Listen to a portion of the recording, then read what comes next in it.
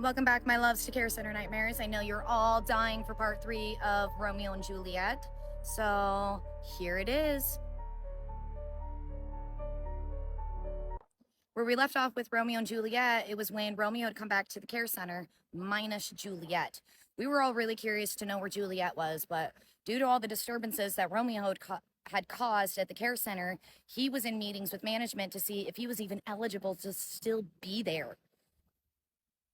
It had been a couple days after he'd gotten back, and I saw him getting back into his room, moving his stuff back in, and I thought, I'm going to take this chance to see what's going on with our dear Romeo. I walked into his room and I said, hey, what's up, Romeo? How's things going? And he's like, well, you know, it hasn't been so good.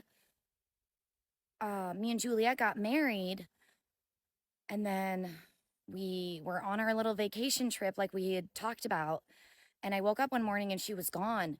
And when I went to try and call her from the phone in the motel, she wasn't answering her phone for me.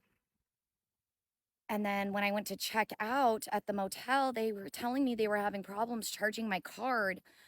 And so I called my bank and she cleared my bank accounts.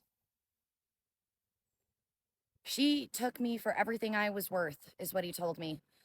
And I'm lucky enough to have good insurance where I'm still allowed to be in the care center, because if not, I'd be homeless. Sweet, sweet Juliet robbed, conned, and betrayed our dear Romeo. He was never the same after that. He kept to himself a lot. He was in his room. It was really sad. I remember a few years ago when I was out on going shopping and stuff like that, I actually ran into Juliet, and she had a broken arm. She looked haggard.